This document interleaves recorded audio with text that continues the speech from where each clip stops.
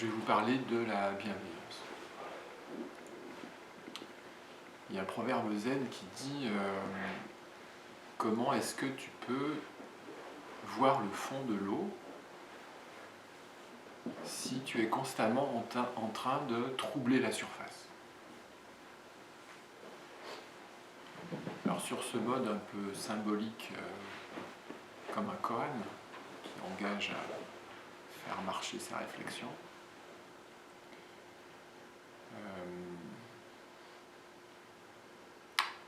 on est convoqué à se dire le fond de l'eau,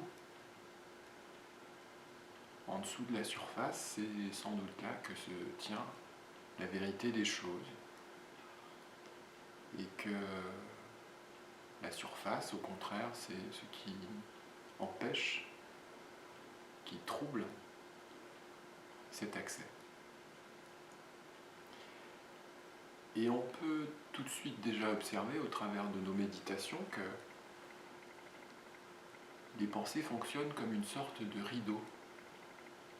C'est-à-dire que aussi longtemps qu'on se laisse porter par ce magnétisme des pensées, on est en fait étanche à l'accès au réel. C'est un truisme de le constater. Plus je suis dans mon imaginaire, que je laisse dérouler dans la méditation, sans le brider, mais en l'observant, ce qui est très important. Je suis juste pas présent à ce que je fais. Alors, c'est une entrée en matière qui a l'air un peu décalée par rapport au sujet sur la bienveillance, mais en fait pas du tout, parce que j'ai pu constater que les injonctions morales du style « soyez sage »,« soyez gentil »,« soyez bienveillant »,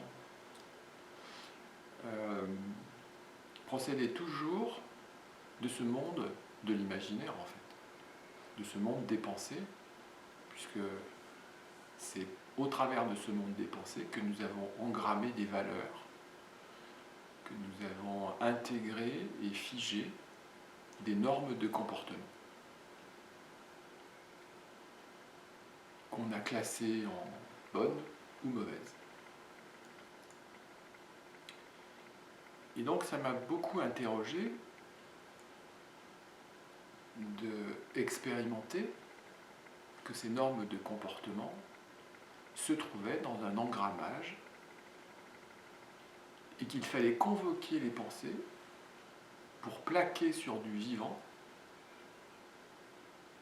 un comportement. Donc il y avait une espèce d'aller-retour, et puis surtout, pour parler en termes psychiques, un effort coûteux. Une sorte, il faut que je me gendarme. Et donc ça m'a paru pas très pertinent, et puis chacun a pu bien faire son expérience dans sa vie, que c'est pas en fouettant avec des principes moraux que forcément on parvenait à les réaliser. Il y a un enseignement du Bouddha que rappelle Dogen dans le Shobogenzo, c'est 3 chevaux qui, l'un n'a pas besoin de cravache, il avance juste à la vue de la cravache. L'autre, il avance en le cravachant moyennement. Et le troisième, qui est un vieux cheval fatigué, même si on le cravache jusqu'au sang, il ne peut pas avancer. Et donc, cravacher, c'est pas sûr que ça marche, il faut qu'il y ait déjà un terrain favorable.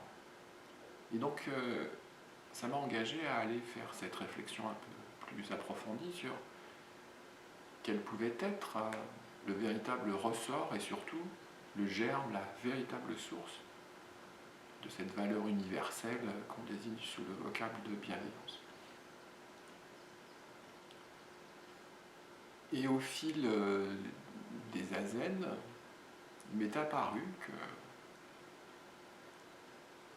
le sens était à trouver dans l'essence, au sens de perception sensorielle.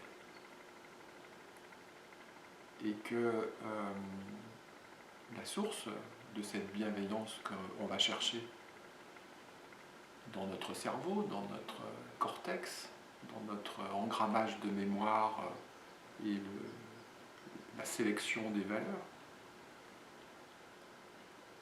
eh bien, elle était plutôt à aller rechercher dans notre relation attentive à l'extérieur, pas dans notre monde intérieur, qui est un monde de fiction, un monde de représentation, mais dans le monde extérieur, en ce qu'il avait cette stabilité. Et donc là, je vois que vous êtes tous plus ou moins assis, comme moi, en posture. Et donc, ce que je vous engage, comme hier soir, ce que je vous suggère, c'est de ressentir votre propre poids, comme la pomme de Newton, l'attraction terrestre.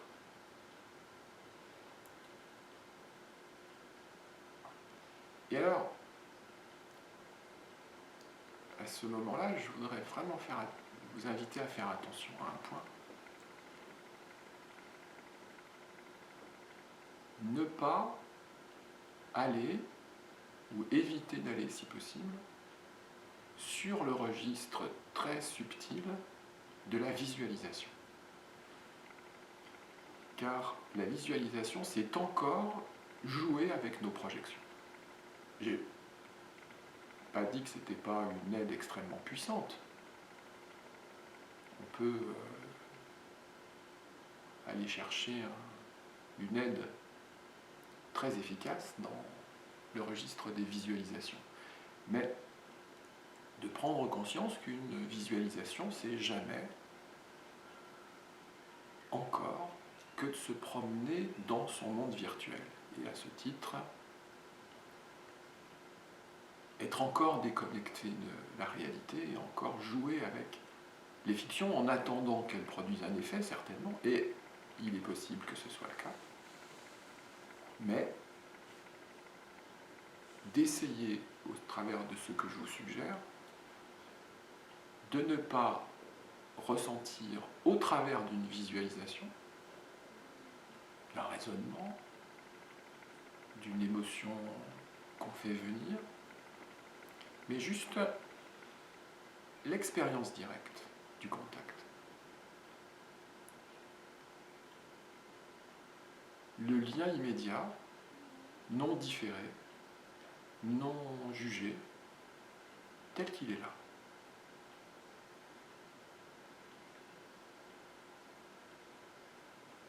Tel qu'il s'écoule,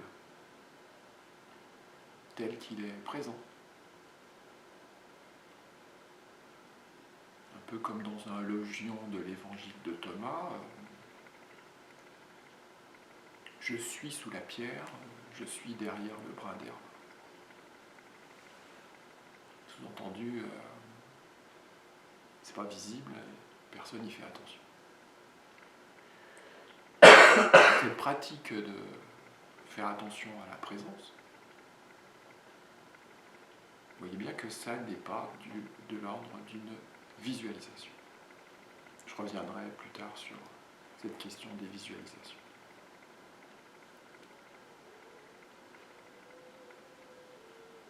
Donc lorsque je fais juste attention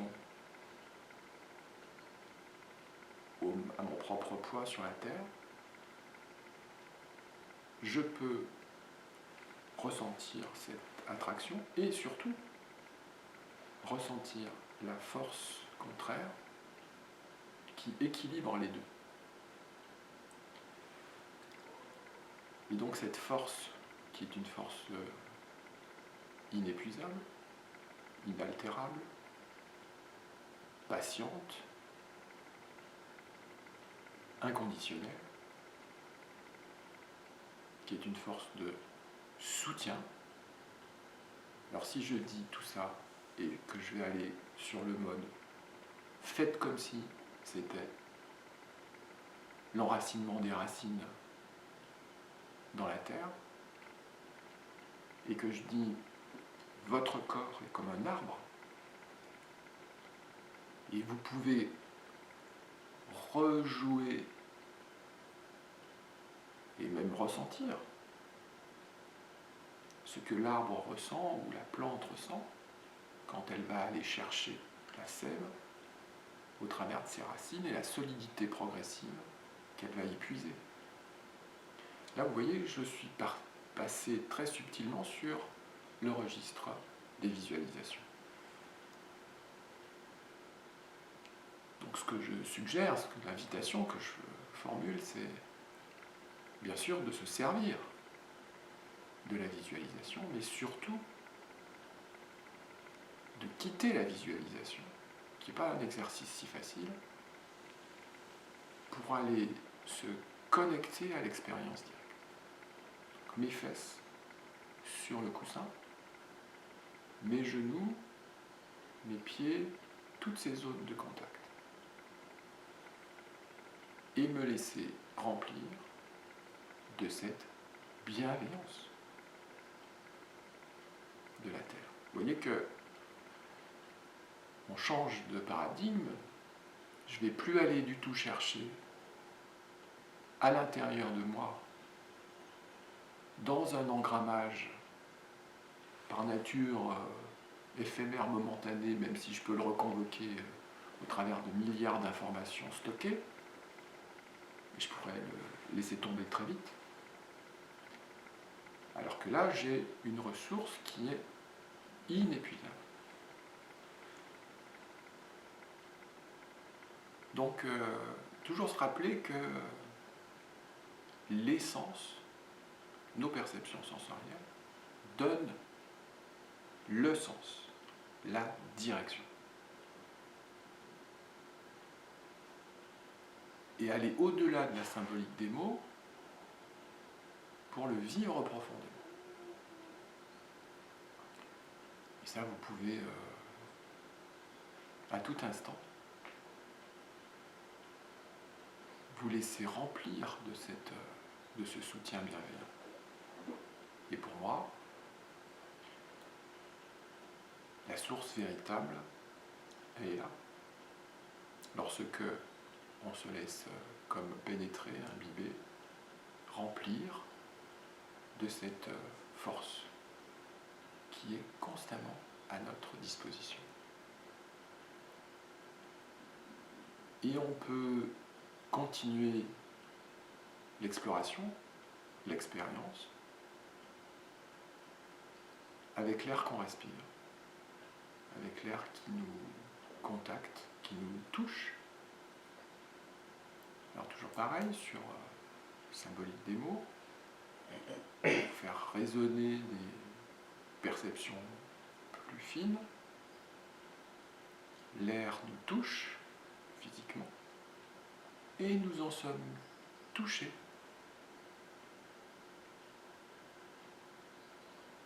Émus.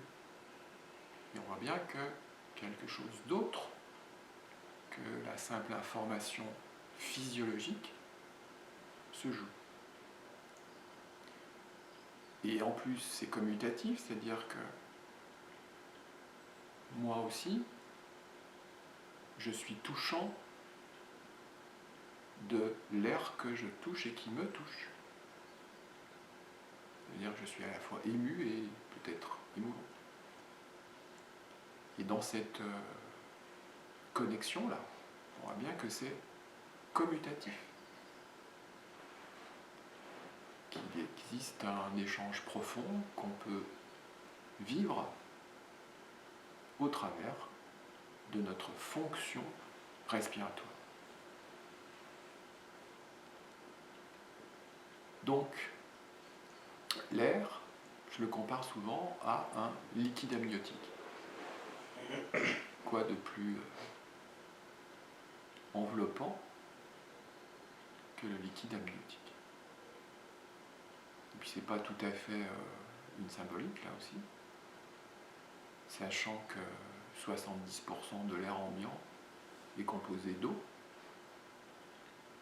quasiment dans les mêmes proportions que le corps qui est le mien. Donc on a l'impression que quand on dit liquide amniotique, c'est une vue de l'esprit, parce que l'air il serait sec. C'est pas tout à fait juste. Et donc là, dans cette attention, là, ce contact avec l'air, qui est sans doute plus subtil que,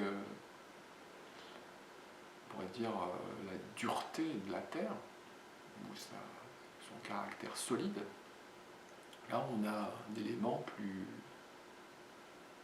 subtil,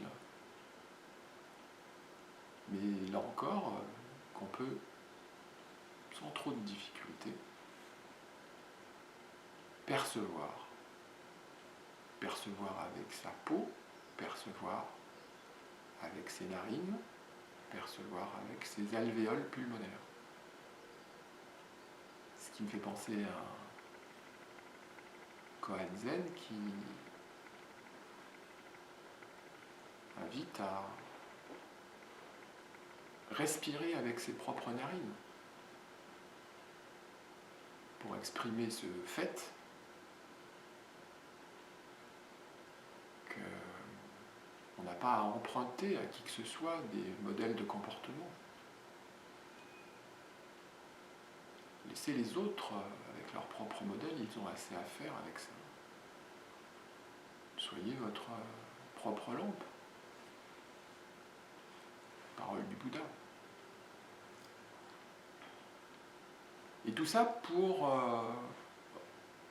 remettre les choses en place, c'est-à-dire nous vivons dans le monde réel au travers de nos propres perceptions sensorielles, de notre propre cerveau, de notre propre corps et de nos propres contacts. Et si on a la liberté en point de mire, eh bien, c'est au travers de nos propres expériences directes, et non pas au travers de l'engrammage que sans doute beaucoup de personnes très bien intentionnées nous ont inculqué, que nous avons à rechercher les valeurs que nous souhaitons mettre en œuvre pour ordonner notre vie. Et donc vous voyez que c'est au travers de contacts extrêmement simples que toute l'école du Zen, du Chan et du Dhyana indien va aller s'ouvrir à ce qui est au plus près l'expérience directe de ce qui est notre seul lieu d'habitation possible, c'est notre vie même à chaque instant. Donc quand je prends conscience que je respire, quand je prends conscience que ma peau est aussi un organe de respiration, pas comme une visualisation mentalisée, mais comme l'immédiateté de l'expérience, on sent bien, on constate bien que les choses ne sont pas les mêmes. Il n'y a plus besoin de dire sois bienveillant et sois gentil. Que déjà le fait d'être posé sur la stabilité du sol et à l'écoute de la respiration consciente dans mes narines et de la respiration avec les pores de ma peau m'engage, comme aurait dit Maître Deshimaru, naturellement, automatiquement, instinctivement, immédiatement, à m'imbiber de cette force qui est là, qui est patience bienveillante, ou bienveillance patiente, sans que j'aie besoin d'avoir à convoquer une valeur référentielle engrammée de bonne foi dans le passé. que je vais aller essayer de rechercher pour voir si elle est conforme à mon code de conduite.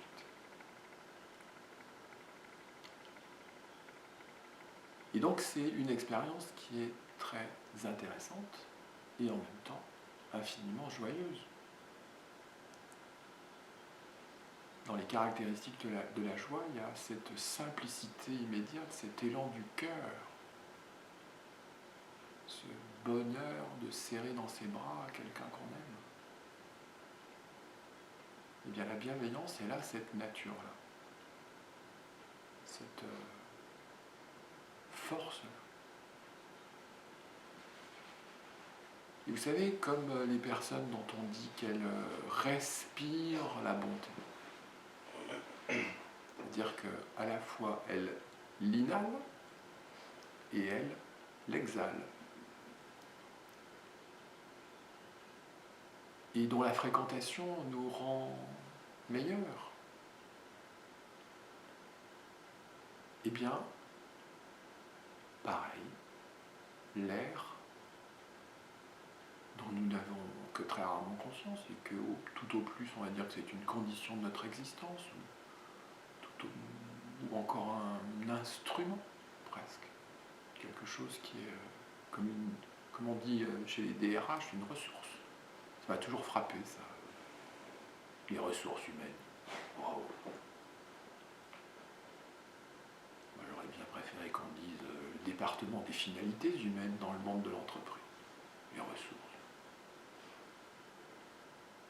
Comme si j'étais du fioul. Bon.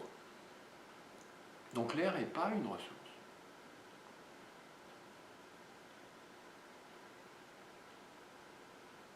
L'air, c'est ce qui, comme l'eau, comme l'énergie du feu, a fait que je me suis agrégé. Et donc il y a une connexion éminemment, j'allais dire fraternelle, mais bien plus que ça. Bien plus que ça.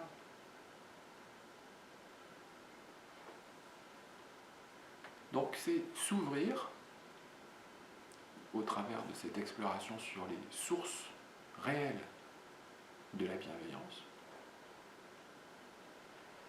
à ce mode d'être qui est un mode comme une antenne qui reçoit, de sensibilité à ce qui est, de communication profonde, réelle, à ce qui est. Et ce qui renvoie à ce que je répète depuis des années et qui m'émeut au plus haut point, qui est cette parole de Maître Dogen dans Instruction au Tenzo, au cuisinier zen, considère l'instrument, la moindre louche, la plus ordinaire des marmites, comme si c'était la prunelle de tes yeux. Et le plus petit légume et le moindre grain de riz, comme si c'était l'univers entier. Et j'en rajoute une couche, une petite couche, enlevée comme si c'est la visualisation. Comme si c'est, je sais bien que c'est pas comme ça. Donc on reste dans la dualité. Et si vous voulez vous ouvrir profondément à l'unité, eh bien la louche, c'est la prunelle de vos yeux. Et donc vous voyez bien que vous ne pouvez pas faire autrement que de la traiter comme vous voudriez qu'on vous traite. Et que ça mérite, que le monde mérite ce traitement. Vous voyez combien la source ouvre sur ce que Maître Nishijima appelait le comportement éthique. Le bouddhisme, c'est pas du tout la théorie à laquelle on essaye de se remorquer, d'avoir une référence modélisée. Non. C'est la mise en pratique immédiate. Donc vous voyez qu'à la fois, cette histoire de la louche et de la marmite, dès qu'on se connecte, il n'y a plus d'instrument. L'instrument, c'est toujours un moyen pour une fin.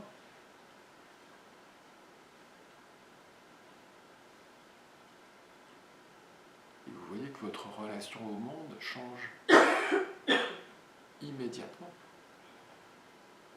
Plus besoin d'aller convoquer le principe de bienveillance. Il suffit d'être à l'écoute attentive de ce qui est là.